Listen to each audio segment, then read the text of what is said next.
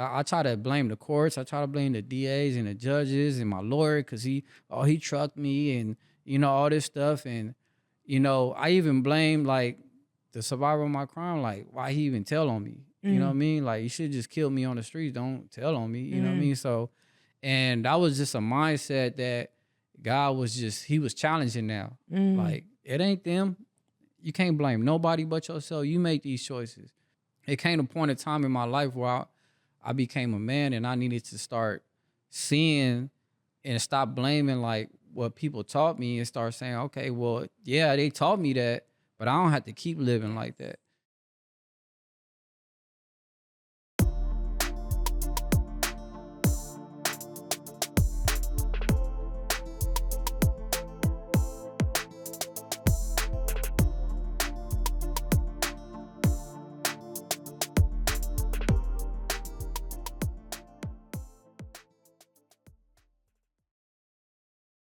What up, family? What's up?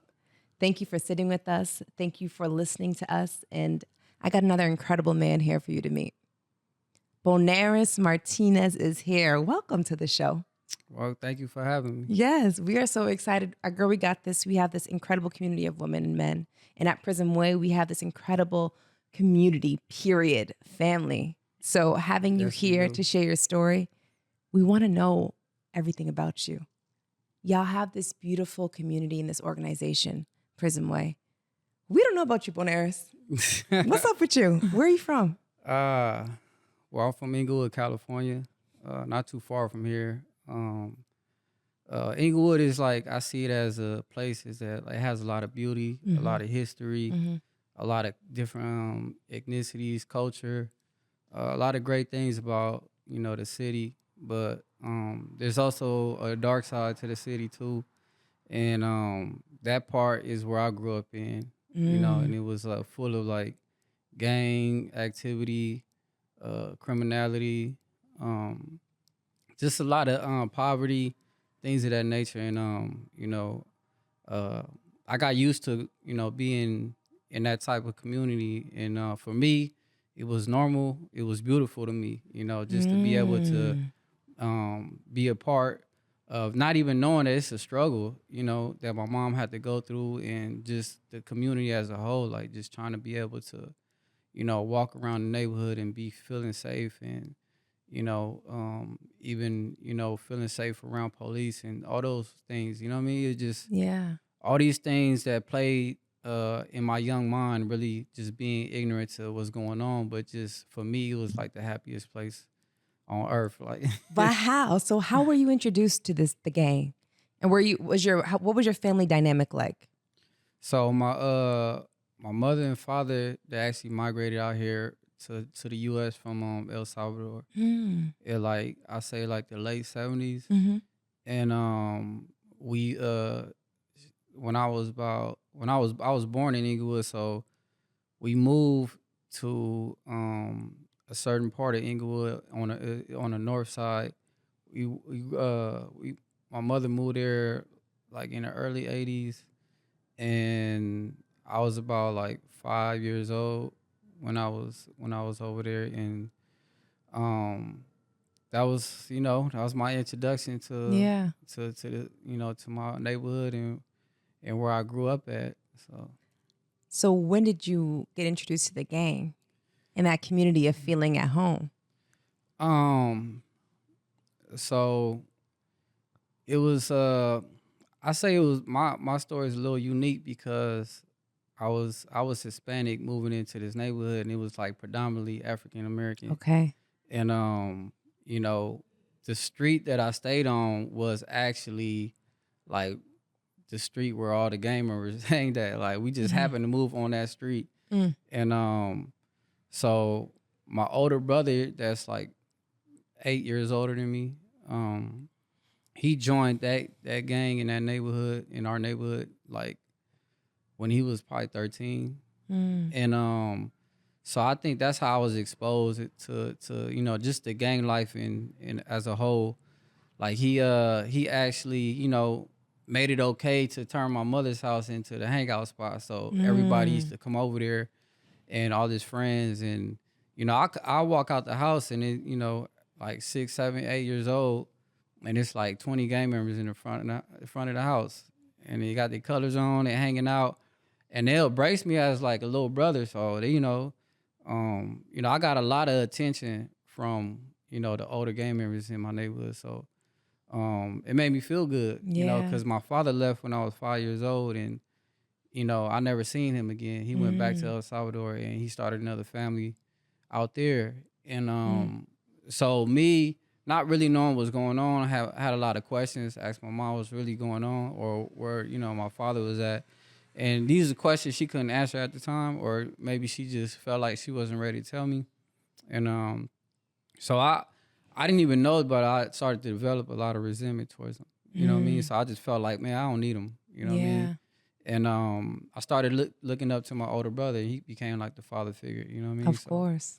And started to like embrace and adapt to a lot of his belief systems, you know what I mean? Now, what were his belief systems that you started to adapt to? Because I know you were young, younger than him, you 8 years younger. So adapting to these belief systems in this gang society must have been a change. Yeah, definitely.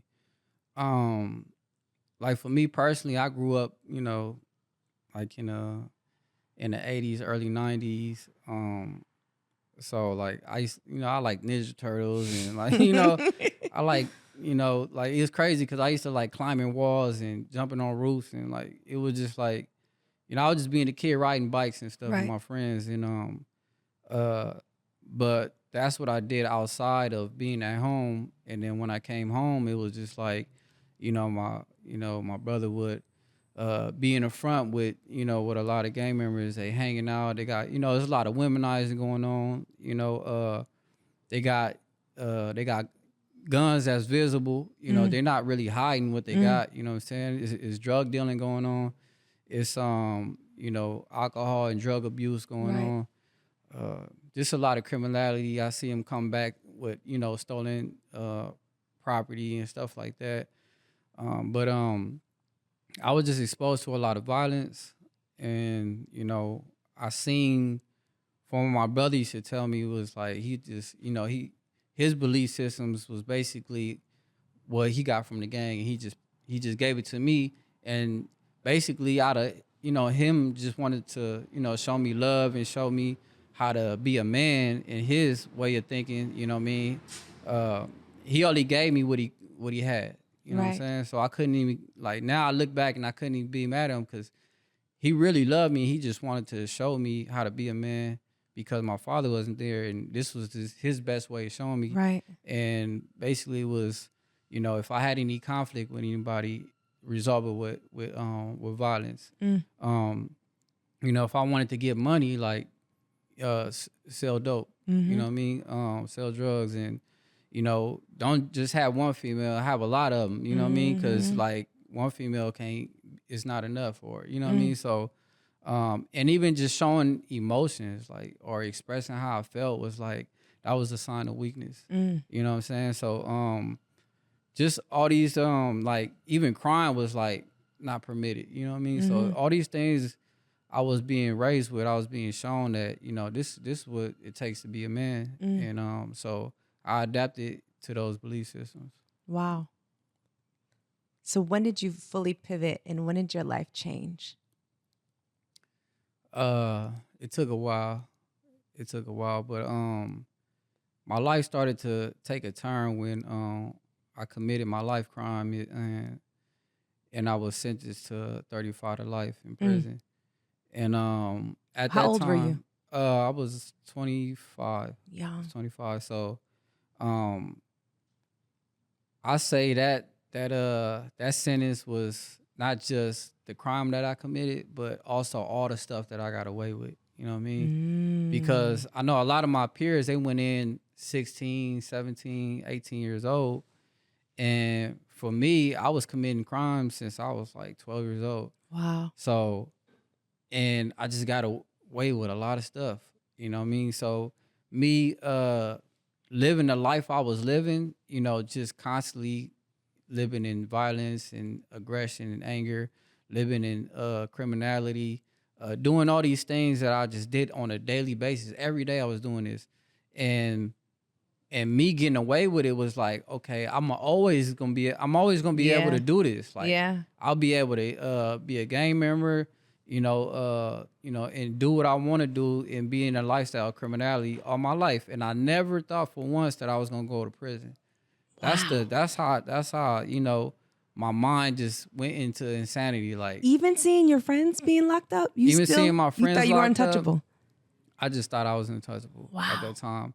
And like dying for me was like even, I would in my mindset, my mindset was so broken that I even considered the fact of just dying before I even went to prison. Like, Wow. you know what I'm saying? So dying for me wasn't even like a big deal. But I seen a lot of my friends die in front of me. I seen the first person I seen die or be murdered was when I was 12 years old. And it was one of my brother's friends. And I was coming from the park playing basketball. I remember just, walking down the street dribbling my ball. And I just said hi to the individual. He was standing in front of the yard. And as soon as I walked past him, probably like a couple of steps further, like I just hear like loud shots. You know what I mean? So I turn around to see what's going on, and I just see a car just with a shotgun just shooting out of the window, and just after they left the scene, I just see my brother's friend like just laying in the grass. Wow. And it's like, damn, that even talking about it right now, like the visual is still vivid. You know what I mean? Just seeing him lay there. And just so from that point on, my life was always based on fear. Like I always had fear of like what could happen to me. But at the same time, like I was so desensitized to like people like dying or people getting hurt. It just wasn't a big thing for me. So even seeing my friends die, it didn't make me want to change my life. Even when I got shot, when I got shot, I almost lost my life. I got shot in my stomach, and it just like, even after that, I just remember like my life was just so out of control, just so reckless that when I was like a week out of the hospital, being shot in my stomach, I'm walking around with a cane, and I'm walking down the street with one of my friends, and I remember one of like my older homeboys like pulling up on us while we was walking down the street, and I remember him congratulating me because I took one, for the hood, and I was just like, wow. At that time I was proud of that. I was like, I was proud that I almost lost my life. You know what I'm saying? For what I thought, like mattered the most in my life. You know what I mean?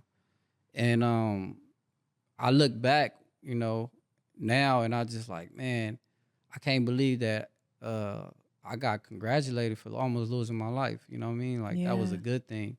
And I actually felt good about it. You know what I'm saying? So, but just moving forward, like just being once I was in my incarcerated, it was a point in my life where I just started to like, I say it's probably like 5 years into my incarceration. Like, I just had time to sit down and just kind of just think for a moment. When I was on the streets, I didn't have time to like. I knew things wasn't right. Like I knew there was no loyalty. You know what I mean? I knew there was a lot of backstabbing. I knew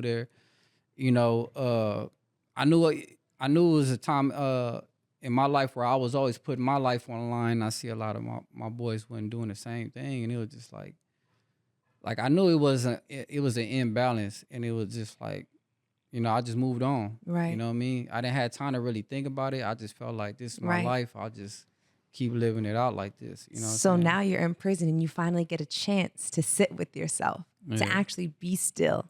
And probably in some instance, probably have some sense of safety. Yeah. Right? Rather than in the streets. Yeah. So now you're in prison. What's going through your mind? How are you making changes? What is going on in Boanergez's head right now? You in prison, maybe 35 to life. What's happening? So, I had a lot of anxiety and I didn't even know what it was. You know what I mean? Like we talk about mental health, but I didn't even know what mental health was. You know what I mean? I didn't even know what it consists of. Yeah. So I didn't even know that I was dealing with anxiety and depression once before my incarceration. But now it's been heightened since now I'm in prison. And you know, getting that sentence was like, you know, I lost hope. You know what I mean? So I no longer like felt like a need to live anymore. You know what I mean? I already felt like that already because obviously I didn't value my life because I was always putting my life on the line, you know, and I didn't care if I died. You know what I mean? So, and I call that like unconsciously being suicidal, like, you know, because there's some individuals that intentionally want to commit suicide within themselves. Right. And it's like me, I would just indirectly being suicidal. Wow. So, you know, just having that time there to sit, you say sit still, right? And it's a Bible verse that says, sit still and know that I am God. And that was my moment to understand that my life was out of control and I need something bigger than me to help me out of this. You know what I'm saying? So, and I knew I couldn't do it on my own. So at this time, like I just really started to sit back and kind of like see really what's going on within, you know, the gang culture in prison. And it showed me not too much from what was going on in the streets. Like it's the same thing, right? So I started to see like how, you know, deceptive the gang's lifestyle was, you know, how, you know, other individuals will like, if I didn't like you, then I'll make something up about you so we can get a crew of people to not like you and then get you off the yard and kind of just like, it was just a lot of, a lot of love that I thought that I was gonna get from the game that I'm starting to see like this ain't love, you know what I mean? This ain't it ain't real love like I thought it was, you know, because I was looking for something. It was a need that wasn't being met, you know, within my household, and I had to go get it somewhere. And the gang gave it to me for that moment. They gave you that love. Yeah, they gave me the love. They gave me the attention I wanted. They gave me the worth. Yes. They gave me my value. I felt like I had a place, you know, I had a purpose. All these things that the gang lifestyle gave me, I'm starting to see that it's you know, it was false. Yeah. You know what I mean? So now I'm starting to see it within the gang culture in prison because now I can sit back and I'm sober. You know what I mean? I'm not off drugs and alcohol. I'm not popping pills or drinking lean. I'm like actually sober enough to understand like that wasn't cool what he just did. And now you want me to ride with you on that? And then now you telling me that right or wrong, you need to ride with me. Like, and I'm like, hold on, like, who is in control of my life? Like, I'm not in control. You feel me? I'm letting other people, other individuals control my life and make decisions for me. Wow. And it's like, man, like, and it's like, these are the sobering moments I'm having while I'm in prison. And it started to make me like lose, you know, that passion for or that desire to want to, you know, be a part of that lifestyle. Wow. Did you join different communities when you were in prison? Yeah, I have. Well, that's the thing. Once I started to like get these revelations and stuff like that, even though I had that desire, I was losing that desire to want to live that lifestyle. I wanted to change. I just didn't know how to. Yeah. So I was like, where to go from here? Like I didn't know.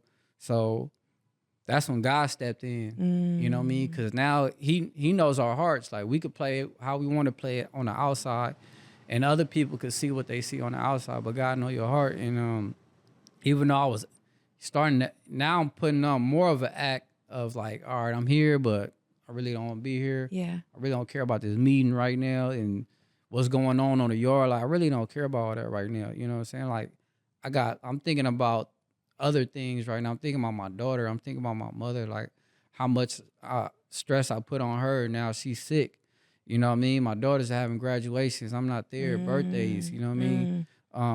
You know, a lot of people like my family was harmed because of my actions, and not only that, ultimately the person and the survivor of my crime, he was harmed because of my actions, and it's really because of my insecurities. You know what I mean?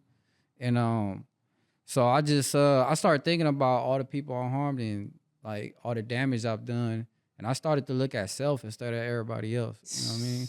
Because Yes. a lot of I try to blame the courts. I try to blame the DAs and the judges and my lawyer because he trucked me and, all this stuff. And, I even blame like the survivor of my crime, like why he even tell on me. You know what I mean? Like you should just kill me on the streets. Don't tell on me. You know what I mean? So, and that was just a mindset that God was he was challenging now. Like it ain't them. You can't blame nobody but yourself. You make these choices. You know what I mean? Because even though I grew up and I was, I developed these belief systems because of what I was exposed to, it came a point in time in my life where I became a man and I needed to start seeing and stop blaming like what people taught me and start saying, okay, well, yeah, they taught me that, but I don't have to keep living like that. You know what I mean? Yes. So, and those are the reality checks I was having while I was incarcerated. You know what I mean? So how are you able to get help in prison when you were incarcerated? Like, what was that pivotal moment where you were like, okay, God, like, take the wheel. Like, help me get out of this. I no longer want to be here. Yeah. In this situation, in this gang life. Yeah, for sure. Yeah, cause I sometimes be going off subject. No, but, you're perfect. You're perfect. But yeah, I was basically saying like God stepped in for me. Yeah. Cause I didn't know what to do, right? Yeah. And I remember being in Pelican Bay State Prison, and that's when the the revelation started to come. That's when God started to like enlighten my understanding, and he man he took the wheel and he got me out of that prison. He gave me he allowed me to. I was only there probably for 3 years, and normally like individuals that's in Pelican Bay, they gonna stay there for at least 5 years or more, or 10 years. They just want to hold you there. And I remember the police, one of the COs coming to my door, and he was like, "Hey man, gave me some bags. Like you finna transfer, you going to another prison." And I'm like man, like I'm thinking I'm finna be here at least another 4 or 5 years. And so it was like just a random event right here. You know what I mean? Even my cellie that was at, he was at that prison for 10 years. He was like, "Bro, how did you?" Wow. He couldn't even understand. He was like, wow. How are you leaving right now, bro? Wow. What did you just do? Like, I'm like, man, I just went to committee and they said they'll possibly put me up for transfer. And I was just like, all right. Okay, so I have a question. What was your mindset? Do you remember your mindset? Were you reading the Bible? Were you like actively like thinking of things or like changing internally? So I wasn't really reading the Bible, but I used to watch like a lot of sermons. They had like a church channel on there, and this is my first time really like looking at this stuff, like actually being attentive to like what God has to say. You know what I mean? And really, putting my time and effort into it. Yeah. So I used to listen to it. I wanted to know more about it. Yeah. And he knew it. He knew I was curious. Like I wanted to know who God was, and I wanted to know more about who I am and why he put me on this earth. You know what I mean? So, once that transpat came, I went to a prison in Calipat. I went to a yard there in Calipatria that man, I it's really it's mind blowing because the church there was just so like, it was revolutionary. It was something that I'd never seen before. Wow. You know what I mean? So he knew exactly what he was doing. He put me on a yard at a church where he knew I was gonna submit right there. And I was surrounded with a group of individuals that was like ex-gang members, addicts, everything that you can think of. And they in prison, they at a church, and where so much politics and so much like resistance against, you changing your life. And they was there and they just had so much joy. You know what I mean? And you could see the smiles on their face. It was like it's the first time I seen community outside of the game that looked, that I seen like real love. It was like, man, it was genuine. It wasn't that type of love like, you my boy, I love you, but if you act up, we gonna have to DP you, we gonna have to beat you up and hurt you. You know what I mean? So it wasn't that, that conditional type of love. You know what I mean? So I was exposed to this community of individuals, and it made me more curious. Like, okay, I want this joy that they have. How are they with all these? You know, most of them had life sentences, and they don't know if they ever was gonna get out, but they had joy and they had peace, and they felt good about being themselves. You know what I mean? And they didn't care they like, man, the mask is off. I don't care. You know what I mean? I ain't gotta hide behind the mask no more. I ain't gotta act no certain type of way. This is who I am. This was God created me to be. You know what I mean? And I'm gonna be myself. I'm gonna be unique. And it was a game changer for me. Wow. You know what I mean? So wow. So now you're in this new prison, and everything in your life is literally changing. You're able to kind of let your mask off and be Boanergez. Is here when you realized you were being released? Not yet. Okay. Not yet.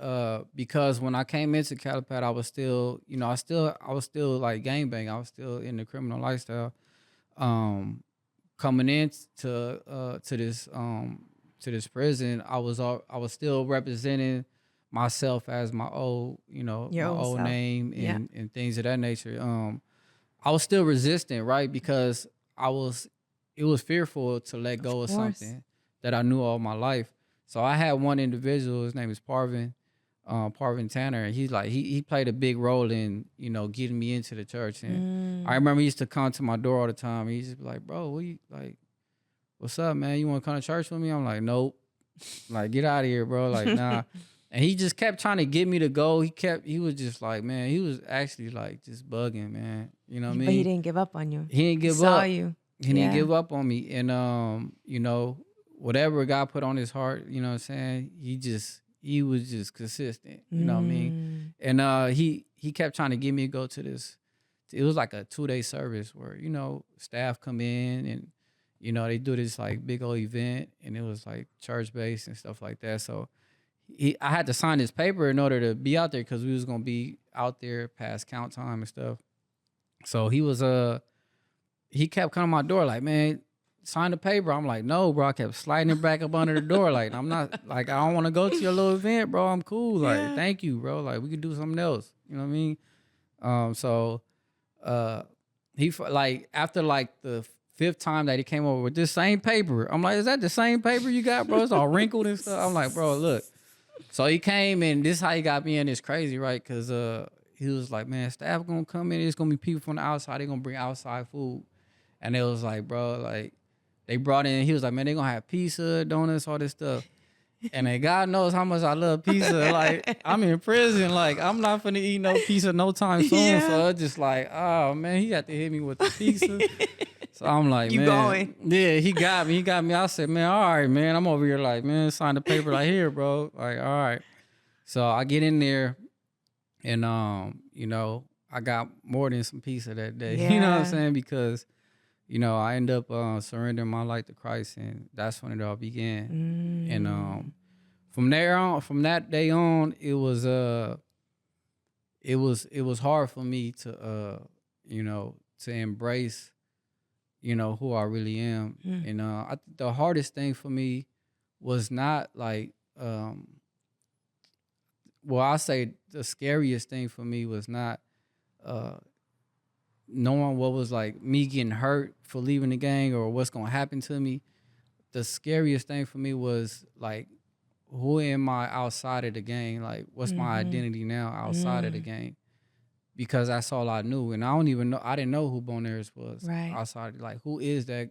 I had to like really find my core self again, and and I had to learn my identity in Christ. You know, after that, and that was scary. You know what I mean? Because it's new. Yeah, it's new, and you know, I'm so used to getting praise and getting, you know, validation from a certain group of individuals, and now it's like, you know what I mean, I'm no longer a part of their community, and now like, how would they look at me? You know, I was so like, I say like a people pleaser. Yeah. And I always wanted to, you know, just please others and never did anything for myself. And so I really was so concerned about how people would look at me, and it hindered me from being who I truly wanted to be. You know what I mean? And then so I really had to trust God in this moment. And it was like, and it was one of those things where I was new to the faith, but I had to have like maximum faith quickly. You know what I mean? Because it was like I'm about to step out and I'm on my own now. It's just me and God, and like, you know, I got no longer, because I always was looking for protection and you know, that security within my gang, you know what I mean? Especially being in prison. And I was like, I'm on my own, you know what I'm saying? And I remember when I told individuals that I was done, one of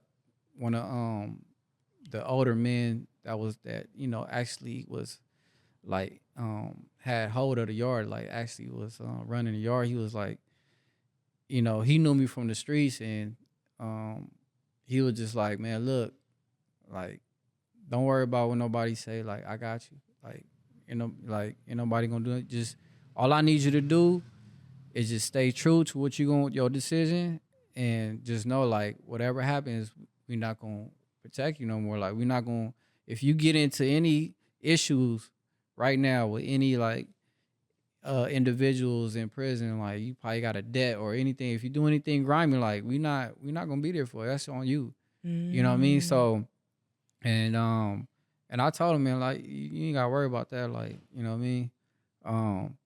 But even God used people that, you know, wasn't even, you know, in the faith, that was like protecting me. You know what I'm saying? So it was just one of those things where he just lined everything up for me to make that. He just said, man, just make the decision. I got the rest. You know what I'm saying? And so I had to learn to trust yourself, to trust myself, be myself, and trust him. Yes. You know what I mean? So yes. And so my next step, it was a transition. So Calipat was basically the foundation for me to step away from the game, give my life to Christ, and then I got transferred and I moved to Lancaster State Prison, and that's where the growth came. That's where I started to like go to classes, you know, self-help. I started to like, you know, I entered into the dog program, started training dogs. I started to be a part of this crop program in this basically like a youth diversion program. I started to like, you know, serve in the church and actually, you know, be the one that's giving out the messages and, you know, just challenging myself and like doing public speaking. And so how are you feeling, Boanergez, now? Being in this new version of you, were you like, wow, like this has always been here, I just never knew it?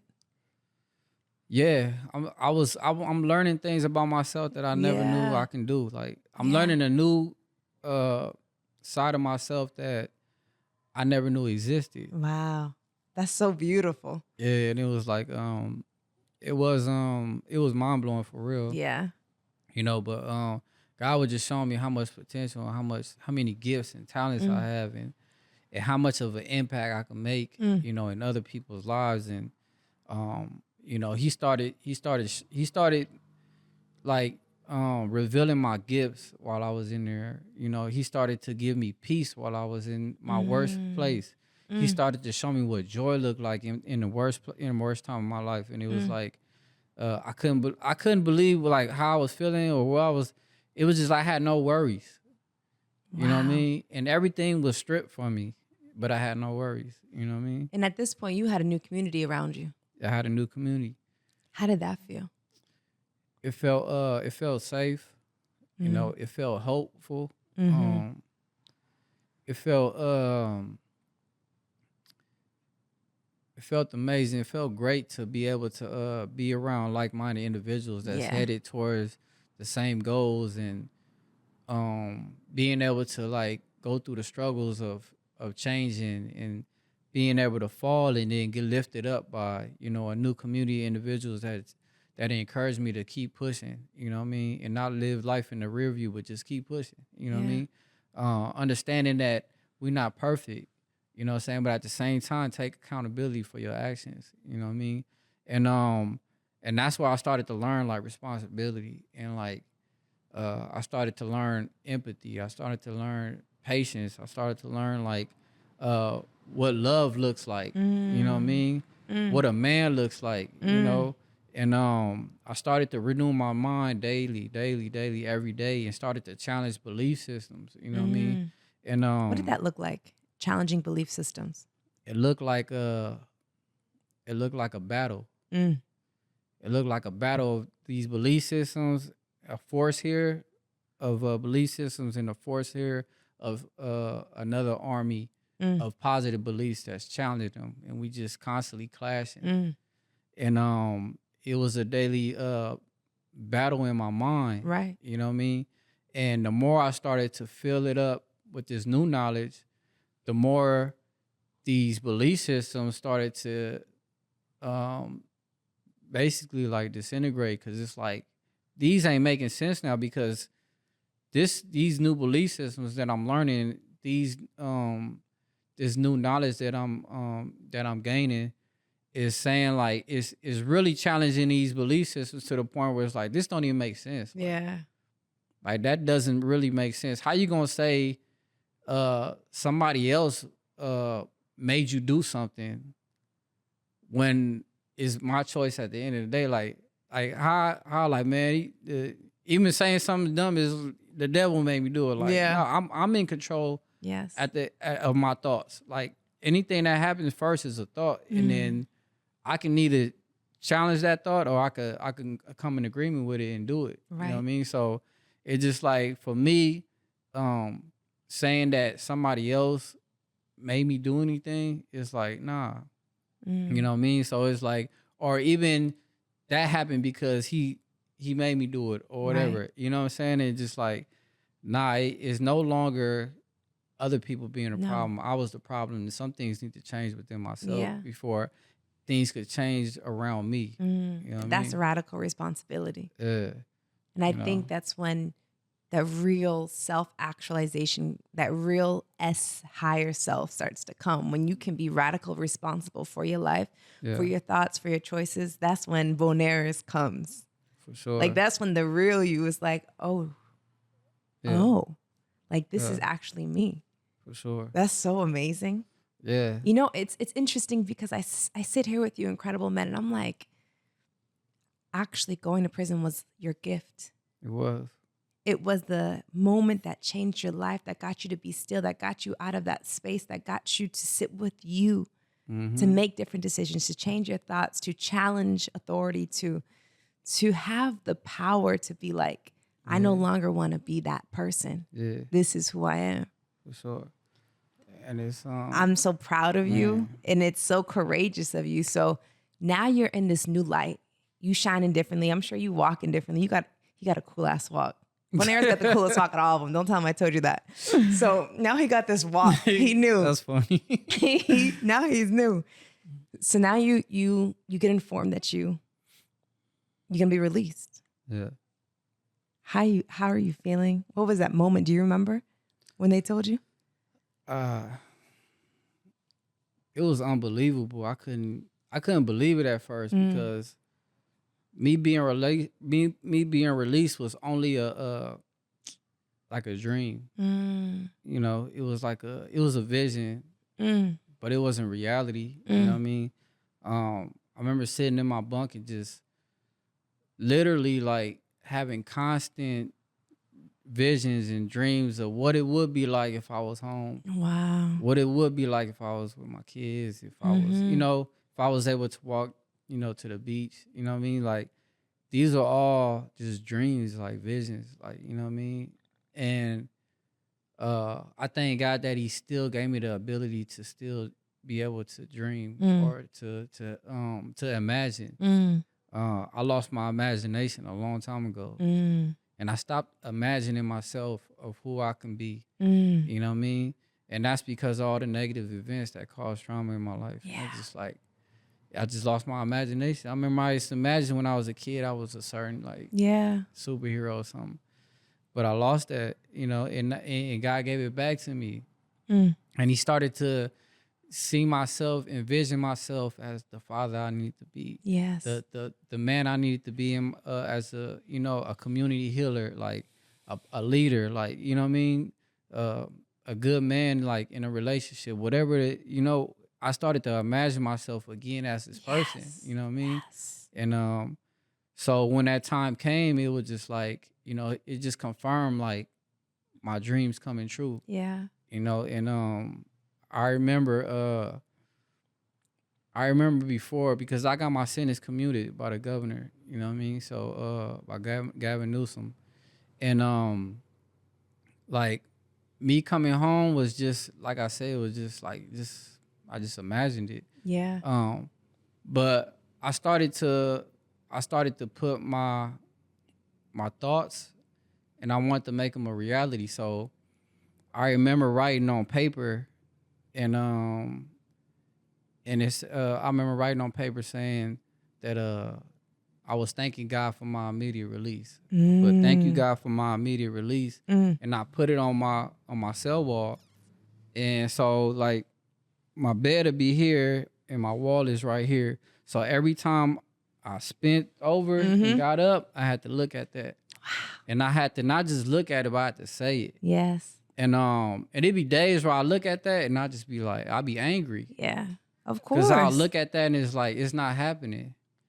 Like, why should I keep saying this if it's not happening? Yeah. You know what I'm saying? And it's just like, I could see,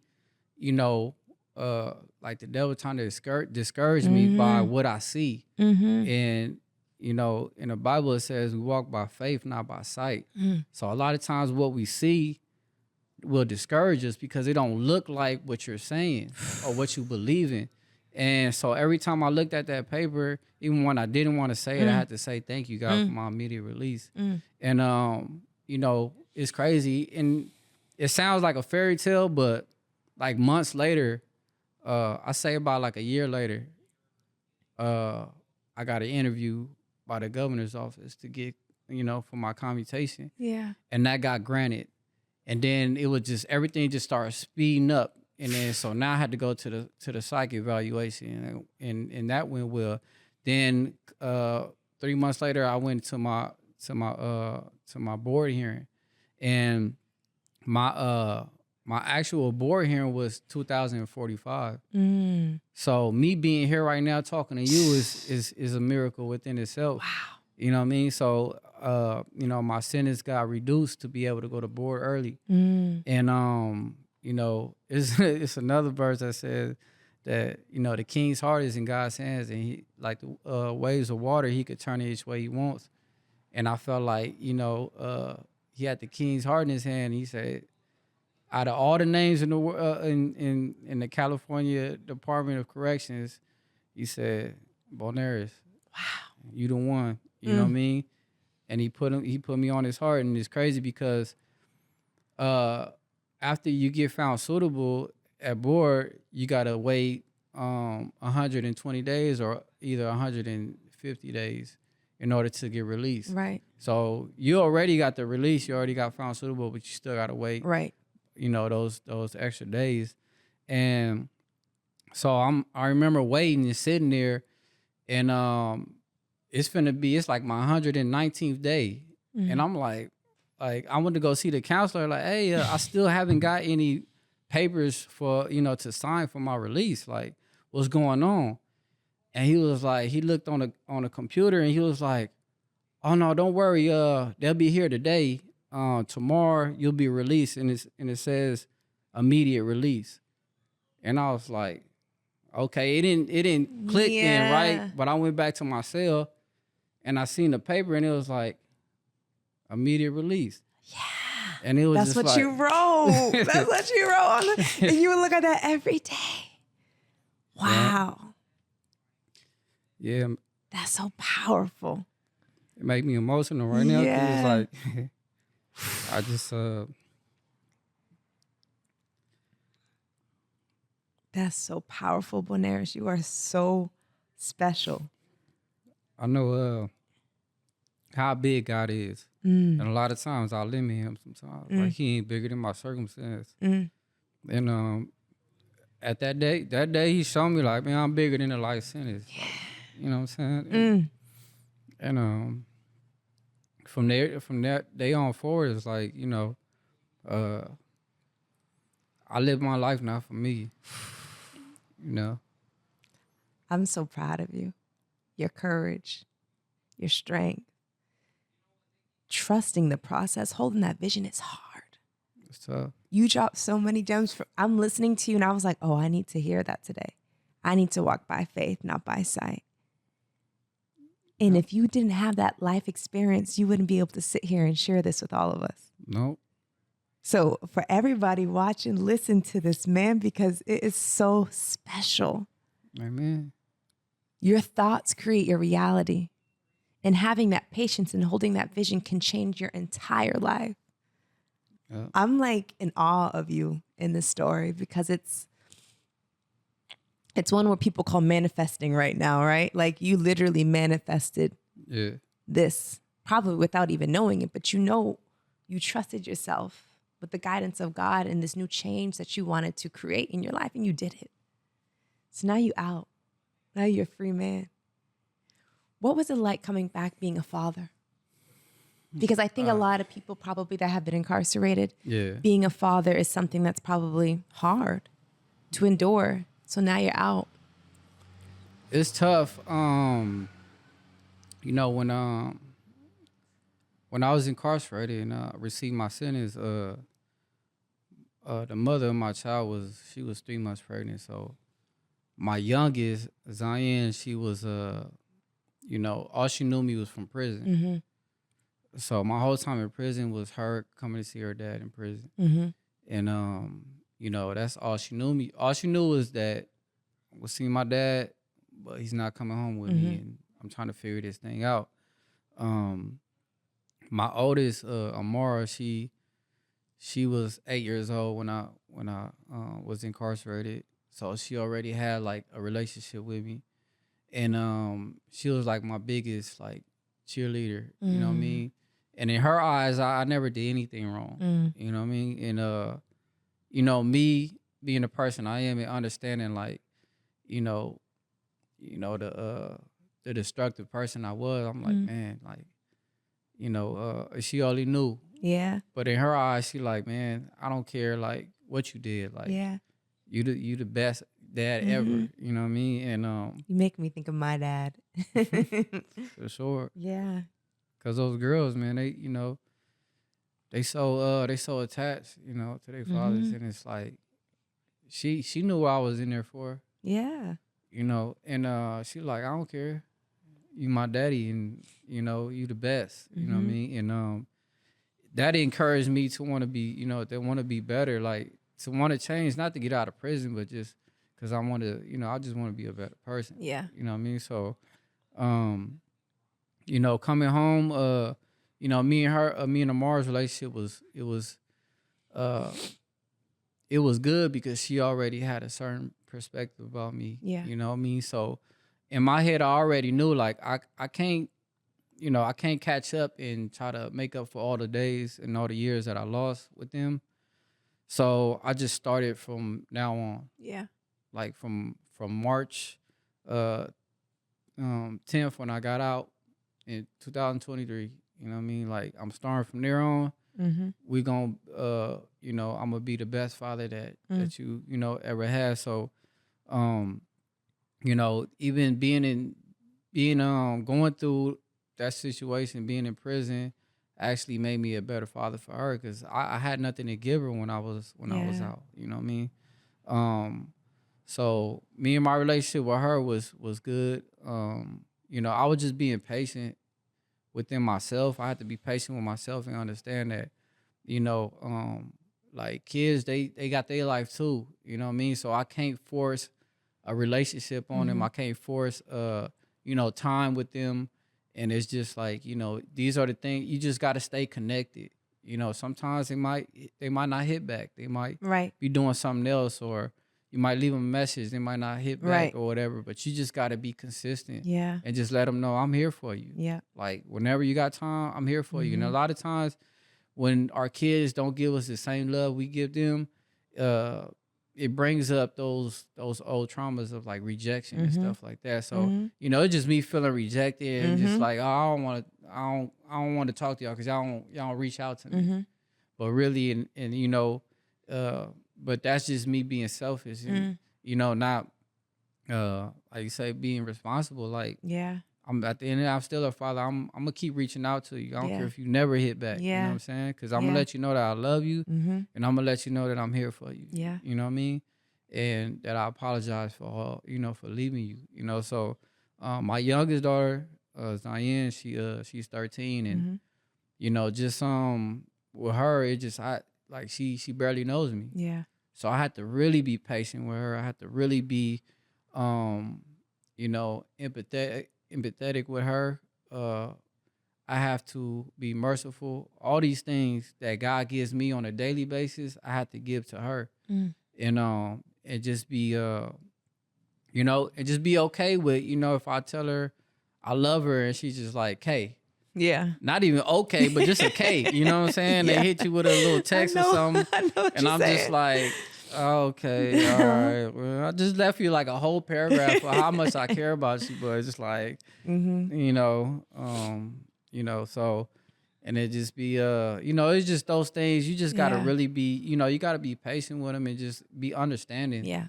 You know what I'm saying? And personal. Yeah, and you just gotta, like I say, it's more empathy for me because it's like, you don't know. A lot of times we want our kids to be like, I just got out of prison, like love on me, like be here, and look, your dad's back, like everything is good, and it's like, what about what they going through? Yes. Like, what about how she's feeling? Yes. It could be uncomfortable for her. It could be, it could be scary for her. Yes. You know what I'm saying? It could be, all these emotions that she's going through. She might still have like some resentment. Yeah. She might still have like some unforgiveness. It might be some things that she needs to work through. And I'm just coming back into her life and thinking like, she needs to just love on me. You know what I'm saying? And I have to be patient with her and be understanding enough to be like, it's okay. I'm here for you. I'm here for you. Your dad loves you. You know what I mean? Like you are valuable to me. You know what I mean? So I'm no longer putting my gang or these other things before you anymore. Right. You know what I'm saying? Because I could say in the past, I used to say I love my kids, but the reality was that I really didn't because I put everything before them. And then I put myself in a situation where now I'm separated from them. So I had to really, take that in and really understand like, man, that's the reality. Yeah. I appreciate you for sharing this because this is intimate. I think, incarcerated fathers and mothers have that journey of coming back to reality with their children. It's hard. It's not easy. And there's so much beauty in your transparency and in your truth. So your vulnerability, Boanergez, is so beautiful to me. So thank you for sharing that with all of us. Thank you. Yeah. So now you're at Prism Way because Boanergez be doing the damn thing at Prism Way. How has Prism Way impacted your life? And what are you doing? Like, what are all the things you're doing here to give back to your community? Man, Prism Way, it's like a real, it's a platform that gives me the opportunity to share all the skills and gifts and talents that God revealed to me while being incarcerated. Like, I used to wonder like why he challenged me in all these areas, why he put me always constantly in uncomfortable situations. And it was because he wanted to bring out my full potential so I can be able to give that treasure within me to others when that time comes. Right. I didn't know he was building me up for a moment like this here at the Prism Way. I just, a lot of times we are being conditioned. And if we allow ourselves to, right? So we got to be willing to want to, not only challenge ourselves, but put ourselves in uncomfortable situations and scary situations that we're not used to in order to like bring out our full potential. 100%. So I was vulnerable enough to allow him to do that with me. I just didn't get it at the time. Like, well, I had to go through all that, you know what I mean? And I had to stop saying no to everything and start saying, okay, I'll try it. Or like, all right, I'll do it. You know what I mean? And stop hiding, you know what I mean? Thinking that, I'm a fail. The fear, like that was my biggest fear was failure. You know what I mean? I just like, man, what if I fail in this? Like, but me not trying it, it's like I already failed already. Yeah, so it's like, of course. Failure is the way to win. It's the way you gotta to win. learn. That's where you learn everything. Yeah, for sure. And then so I was just like, I'm just everything that's been built in me. I'm here and I'm being able to get that opportunity to, you know, share it with the world, share it with human life, with what I'm saying, with the, the compassion and the passion that God gave me to want to help Yeah. others. I remember mentoring people on the yard. Like people would just come to my cell like all the time, like, man, for advice, for like Yeah. for prayer, for like whatever it is, like they just needed somebody to see them and they just needed somebody that they felt like cared for them, that had their best interest, that'd give them, some good guidance. And it Right. was just like, even that, now that I look back at it, like, man, I'm doing the same thing here. Like, At Prism you know what I Way. mean? And Can you share what you're doing here? So like on Thursdays. so on Thursdays, I facilitate a class called CGA, which is a program that started in prison, Yes. and it's a 12-step program, and it's Gangs and Criminal Anonymous. So it's similar to like a AANA Yep. 12-step, but me and Bobby Love, we put our own little spin on it. You know what I mean? And just we kind of make it our own as far as how we facilitate it. You know what I mean? So we don't make it. It's about gangs and criminality, and challenging those belief systems. But it's really addressing every addiction that we have. You know what I mean? Because within the gang lifestyle, we have so many addictions that we created and that we developed within the gang lifestyle. You know what I mean? And so it's so broad. You know what I mean? It could be anything. So we hold that class on Thursdays, and I also do a parent support group on Mondays. And I think for me, I believe it's important to inform the parents, like, because I also do youth mentoring here Yes. with kids from like 10 years old to the age of 24. So within this youth mentoring, we showing them their worth, their value. We addressing a lot of trauma, a lot of we showing them how to identify character defects and triggers, Right. anger management, stuff like that, right? Coping skills, giving them all the tools needed to be successful, you know what I mean? And being able to have that self-control when they do react, Right. things that I wasn't taught when I was Exactly. younger, you know what I mean? In order to control my emotions or even just share and be able to feel good about expressing how they feel, you know what I'm saying? And showing strength within sharing, they're expressing their emotions. Yeah. Like, you know what I mean? Like, nah, it's not girly, bro. That's power. That's You feel strong. me? That's strength. So and being able to be comfortable, be themselves, and feeling like they don't have to put a mask on when they're around certain people. You know what I mean? Understanding like this is who I am. This is this is me. And if you don't like it, you know what I mean, then you're not my friend in the first place. You know what I mean? So it's like, if I gotta be something else for you, like, Yeah. why Yeah. why are we even friends? You know what I mean? So This is go a ahead. full circle. Yeah. You know that, right? As you're saying this, I'm like, oh, you're just talking to your younger self. Yep. You teaching these kids who you see inside of you that was Yeah. once you.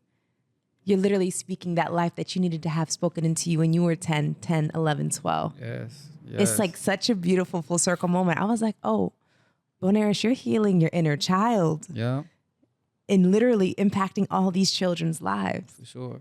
Because of that journey that you went on, you're able to literally change the youth Yeah. that might have been going down the path that you went to. Yeah.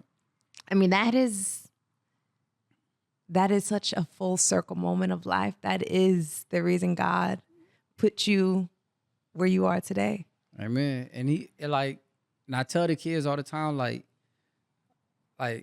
you think you're getting something from me, but like I'm actually healing from you guys. Like, you guys are giving me healing right now. Yeah. You know what I mean? Because I'm actually, exposing that shame, because there's a lot of shame in, when I was younger being bullied. Yeah. You know what I'm saying? Or, feeling exiled because I was Hispanic and, being in a predominantly Black African American gang. You know, I was Hispanic from a black gang, so it's just like, you know, I felt like I had to prove myself more. You know, I'm like, yeah, I can hang with y'all, like, so I felt like I had to be more violent, more aggressive, more all these things because it's like I felt like I had to prove myself. My whole life I had to prove myself. You know what I'm saying? And it's just like now I'm sharing with the kids, like, that's how I used to be. Like, I used to feel like I had to prove myself all the time. Yeah. And you don't have to do that. You know what I'm saying? You speaking to me. I just had therapy the other day, and he said, it sounds like you having to prove yourself. And I said, yeah, but it's an inner, since I was a kid, I was always proving myself to my dad. Yeah. Proving myself. We all go through this. Yeah. We all have this feeling of not being enough. And like, we got to prove ourselves to fit in whatever community that we want to be in, or a relationship, or a job, or whatever it is. Like, you know, we're always seeking something, but in actuality, you just got to be. Yeah, just be. And find your authentic self. Yeah. And own that. Because you don't got to prove nothing to nobody. Yeah. You are enough. Yes. You are more than enough. Yeah. Ugh, Boanergez, I'm so proud of you. I'm like, the strength, the resilience, the faith that you have is very admirable. It's make me want to go back into my Bible and look at certain things. Man, it got heat up in there. It got some heat, man. It got me through some tough times for sure. Yeah. I just want to say thank you. I have one question that I've been asking every man that's been sitting here with me, but I'm going to change it up a bit. So usually I ask, what would you tell your younger self? If Boanergez was to look at little Boanergez right now, that 10-year-old Boanergez, like, what would he say, right? But I want to say, if you and little Boanergez was in that youth program, like, you see him, he's there with you. What would you say to him? How would you make him feel to know that he is safe? To know that you don't have to be scared and wear that mask anymore? What would you tell him? Man, I would tell him, you know, to love yourself. I would tell him that. Can I ask you a question? What does love yourself mean to you? Because I think this is people say this a lot, but people actually don't know what it means to love themselves. For me, it's especially men. I'm learning this. Yeah, to love myself is to know my value, and know my worth, and just know that how I present myself, I got to be able to respect myself and how I present myself. So loving myself is just basically being comfortable with every piece of me, every inch and every piece of me, how I look, you know, how my personality, you know, loving how, you know, the way I just present myself on a daily basis, like, you know what I mean? So, and just being comfortable with who I am, you know what I mean? And loving my true identity and who I am, you know, and not feeling like, and I say value and worth because when I didn't love myself, I couldn't, you know, I didn't live like I love myself because I always, you know, I used to, you know, put things in my body like drugs and alcohol, you know what I mean? That's, you know, I didn't exercise. I didn't even go to the doctor when it was time for me to, you know, get a checkup or anything. Like, I didn't really take care of myself because I didn't love myself. You know what I mean? So now that I love myself, I don't put myself in environments where I could be harmed, or I don't put myself in situations or allow people into my heart that I know that's not good for me because I love myself. You know what I mean? So it's just really protecting my mind too from what I put in there and what I see, and, you know, throughout the day, because I know how valuable I am today. Yeah. You know, so, but yeah, I will let them know to, you know, surround itself around positive individuals. Yeah.